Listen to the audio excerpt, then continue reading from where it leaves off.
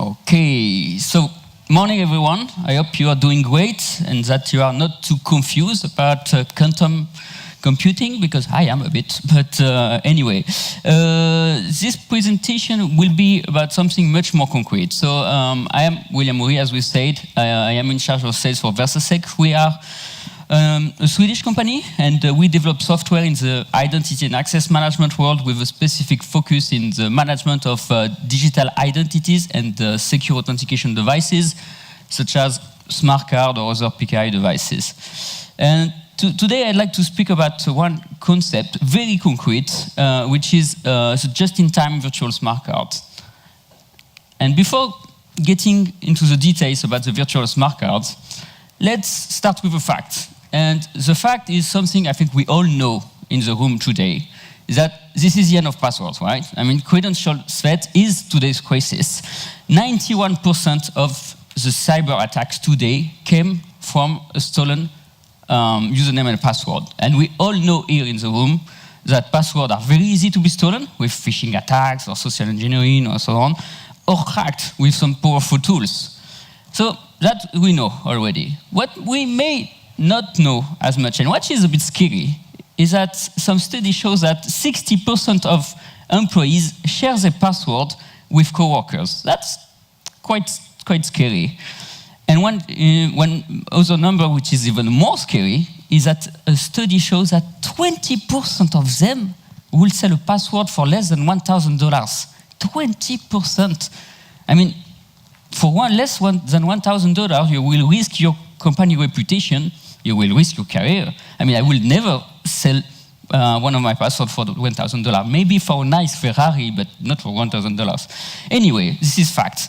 So, what is the answer to that? What's the solution? Okay, we all know the solution is strong authentication. More secure than username and password, because it's based on multi-factor authentication. Something you know, something you have, maybe something you are also.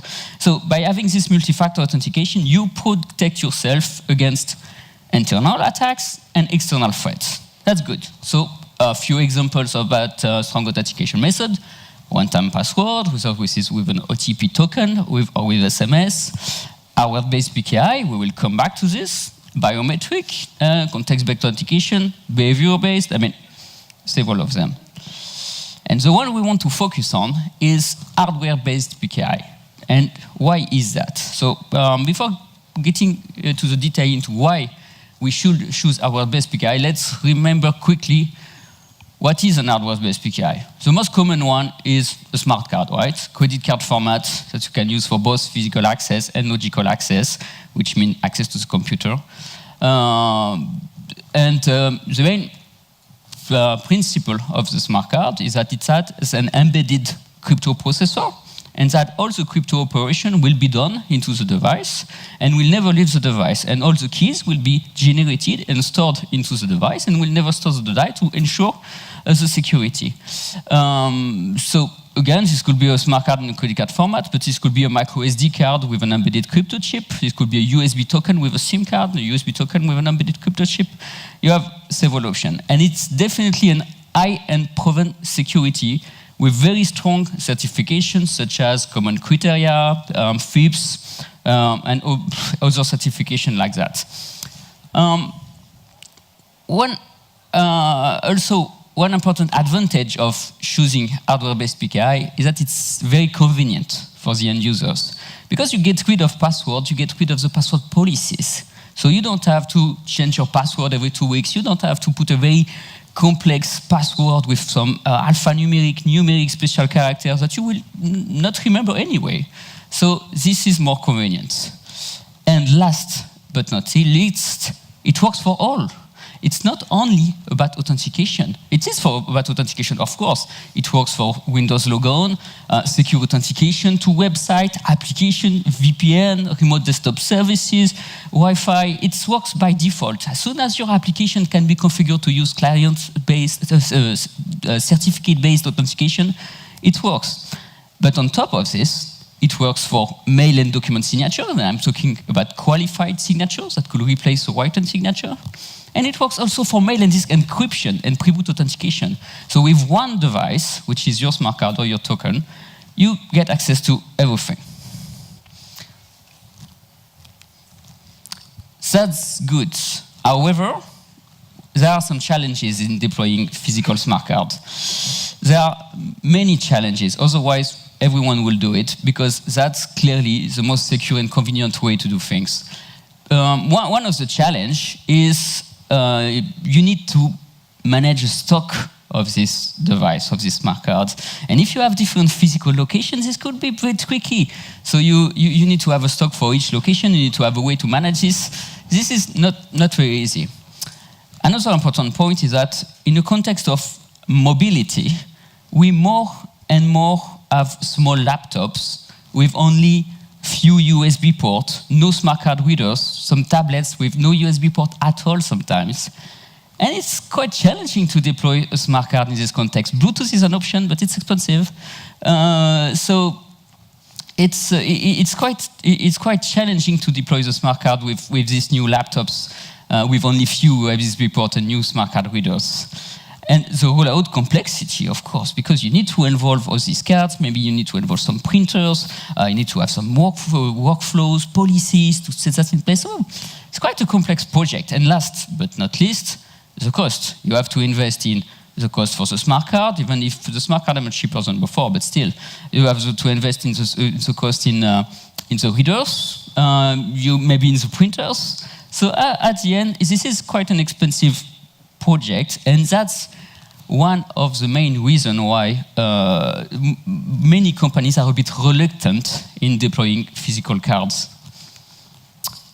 Okay, so the question today is, can we get the same level of security without having to deploy smart card and smart card readers?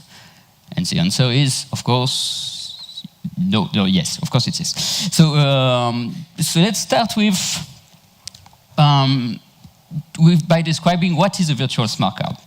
Okay, and to do that, let's go back to the launch of Windows 8. With the launch of Windows 8, Microsoft said, okay, hardware-based PKI is still the strong authentication method that I want to push to my OS and my application. It works by default with all my OS, with all my application. I don't want to change that. It's very secure, I don't want to change that. However, for the same reasons that we have explained earlier, it's quite challenging to deploy physical cards. So, okay, what can I do? I have a TPM module, a trusted platform module, which is available now in all the PCs and tablets. I'm using it to authenticate the device over the network. What if I use it to authenticate the user over the network?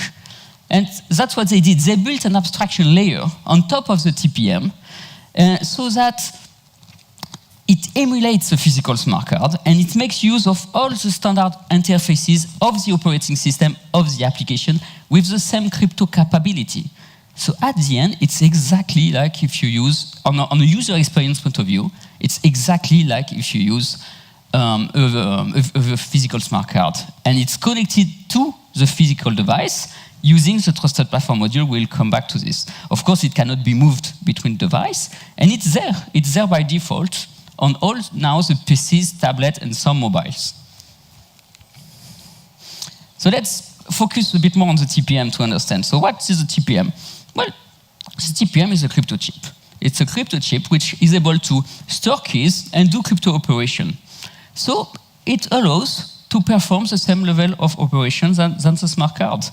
The main difference, obviously, is that the TPM is in the motherboard of the PC and will never leave the motherboard.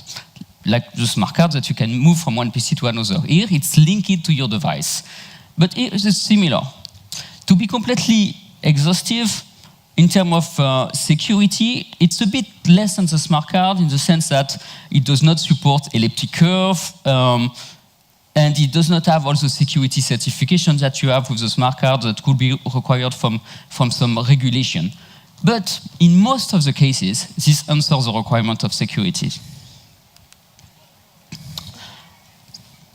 There are three main types of virtual smart cards. I spoke about the Microsoft one in the introduction, which is available from Windows 8. We at Versasec, we did develop our own virtual smart card, the V6 virtual smart card, which is very similar to the Microsoft one. Oh, what's happened, which is very similar to the Microsoft one, but has the advantage to support Windows 7 also to help our customer to migrate to Windows 8 or Windows 10.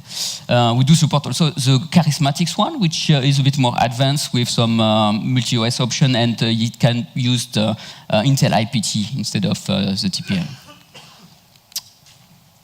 One technical slide to understand a little bit of this work. If you want to emulate a physical card, you need to slot into the architecture.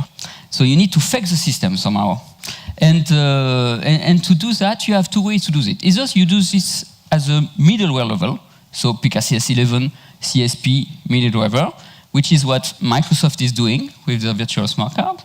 Or either you do this at the driver level. So you fake the system by telling him that a new reader has been inserted where it's not because it's using the TPM. That's what we are doing, and it gives us a lot of flexibility because we are at the bottom of the layer. Okay, let's talk a bit more about the just-in-time virtual smart card concept. I explained the main advantages of the virtual smart card compared to the physical one. However, there is a challenge because the TPM is already inserted, embedded into the device.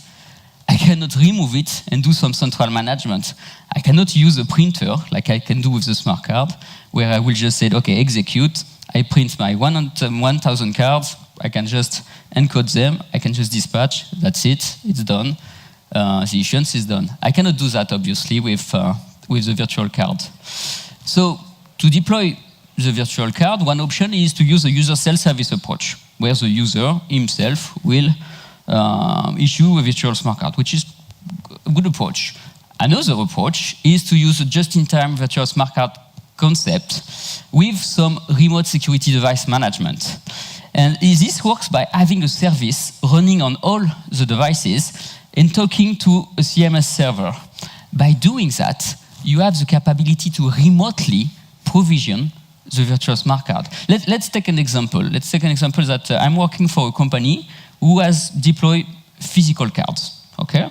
And then I'm traveling and I forget my card at home or I break it or whatever. Then with this kind of concept, with this kind of approach, remotely the operators can provision a virtual card to my device, to my laptop. I will activate it with two-factor authentication to ensure that it's me. And I will still be able to access my content with no downtime. So that's a very good approach. And of course, with this approach of just-in-time virtual smart card and the remote security device management, it's not only about the provisioning. It means all the steps of the life cycle of the card can be managed, whether this is to revoke the card if you don't know where the laptop is, whether this is to delete it if it has been stolen, whether this is to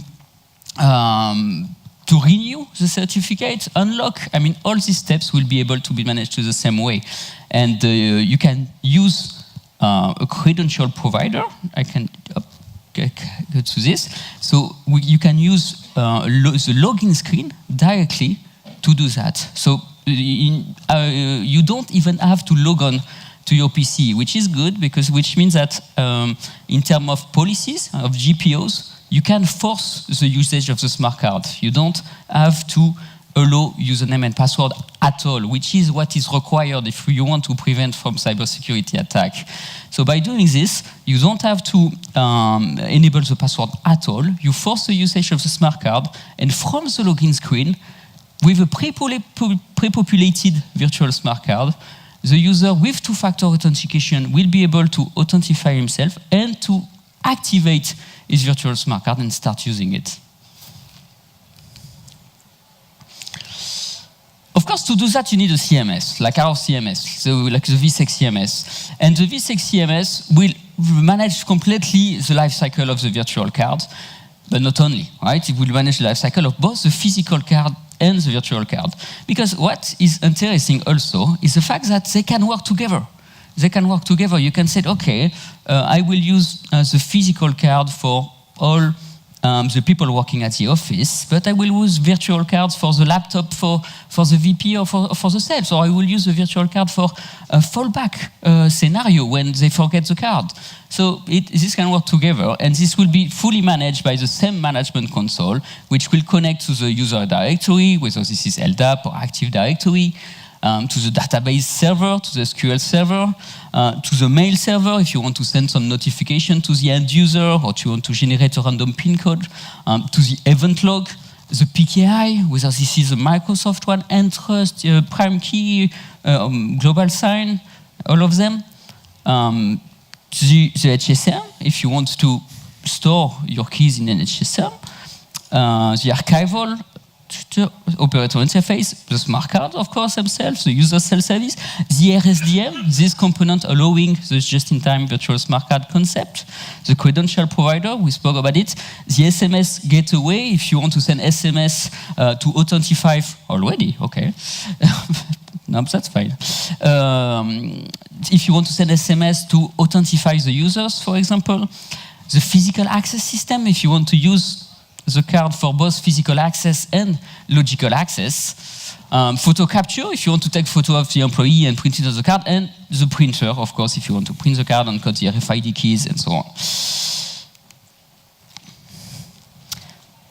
And to speak just about our solution for this, the main advantage that we have for this is that our installation for that kind of setup is very quick, and we don't need any dedicated server. We still have a very secure approach. We have implemented our own secure applet to store all our secrets. We can also use an HSM if needed. So, and it is as easy to deploy and to maintain for 50 users and for 500,000 users. So we have a lot of flexibility. We can go step by step. We can start only with the IT administrator, for example. And then when it's working, when it's proven and tested, we can deploy for the full company. So with all these advantages, we guarantee the lowest total cost of ownership of the market with this product. And if I go back to the virtual smart cards, I think it's very important to understand that the 3 key points of the physical card, we still have them with the virtual card.